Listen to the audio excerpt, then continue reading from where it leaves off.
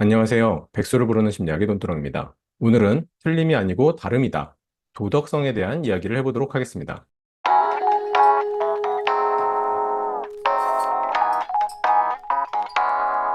언젠가부터 틀림이 아니고 다름이다 라는 얘기들이 많이 들리고 있죠.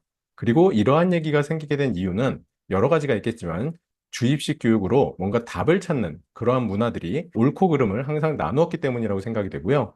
다양성을 인정하지 않는 사회였기 때문에 무언가 이 사람은 우리와 달라 라고 생각하는 경향들이 많았던 것 같습니다.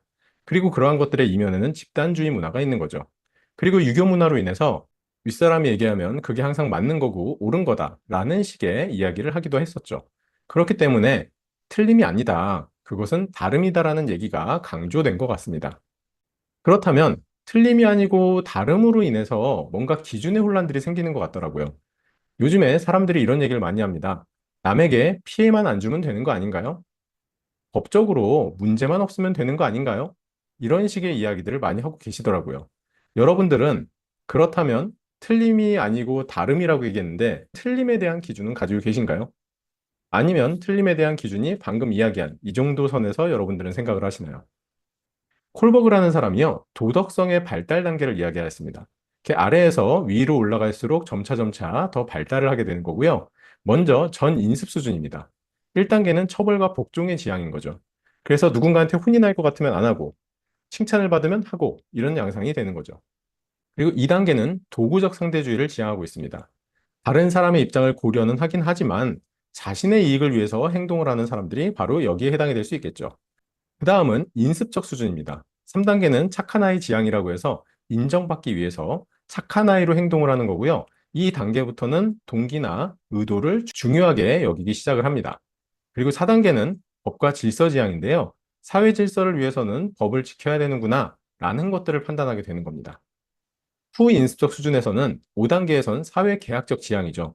모든 사람의 복지와 권리를 보호하기 위해서는 법이라는 게 필요하고 그걸 서로서로 준수하는 그러한 것들이 필요하다라고 생각하게 되는 거고요. 6단계는 보편적 윤리적 원칙 지향이라고 해서 인간의 존엄성, 평등, 정의 같은 보편적인 도덕 원칙 그리고 양심에 따라서 그 사람이 도덕적인 것들을 판단하게 됩니다. 여러분들은 본인이 어느 단계에 좀 속해져 있다고 생각이 되시나요? 한국 사회는 지금 어느 단계의 도덕성 발달 수준으로 생각이 되시나요? 예능 프로를 보면 이런 얘기를 많이 하더라고요. 나만 아니면 돼. 네, 그런 부분들을 보면은 전 인습 수준에서 2단계, 본인의 이익을 위해서 행동을 하고 있는 이러한 수준이 아닐까요? 그렇다면 한국 사회는 너무나도 도덕성의 기준이 낮아져 있는 사회일 겁니다. 다시 한번 처음에 했던 얘기를 해볼까요? 틀림이 아니고 다름이라는 기준으로 남에게 피해만 안 주면 되는 거 아니에요? 법적으로 문제 없으면 되는 거 아닌가요? 라고 이야기를 한다 그랬죠. 자, 그렇다면 생각해 봅시다. 법이라는 범주가 있고요. 법은 윤리와 도덕에서 최소한으로 지켜야 되는 것들을 법으로 정해서 지키게 됩니다. 여러분들 생각에는 어떠신가요? 법적으로 문제 없으면 되는 걸까요? 법적으로만 문제 없으면 된다. 그러면 당신은 범죄자가 되지 않기 위한 삶을 살고 있는 걸까요? 아니면 나는 윤리와 도덕을 지키고 양심대로 살고 있는 사람으로서의 삶을 살고 있는 건가요? 너무 최소한의 기준으로 본인의 삶이 너무나도 황폐해져 가는 건 아닐까요?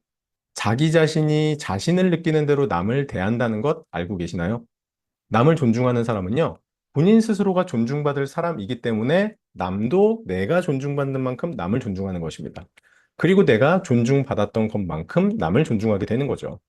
남을 함부로 대하는 사람은요, 자신을 무가치하다고 생각하고 존중받지 못할 사람으로 생각하는 경우가 많이 있습니다. 평소 욕을 계속해서 써오고 욕을 들어왔던 사람이라면 욕을 쓰는 것과 욕을 듣는 데 있어서 전혀 이질감이 없겠죠. 그래서 여러분들이 한번 내가 남을 대하는 모습을 보면서 내가 내 스스로를 어떻게 생각하고 있는가를 엿보시는 것도 필요할 것 같고요. 인권은 당신에게만 있는 게 아니라 상대방에게도 있다는 것을 기억하셔야 됩니다. 너무 낮은 도덕성의 발달 수준에서 여러분들이 살지는 않으셨으면 좋겠습니다. 지금까지 백수를 부르는 심리학의 논두렁이었습니다. 감사합니다.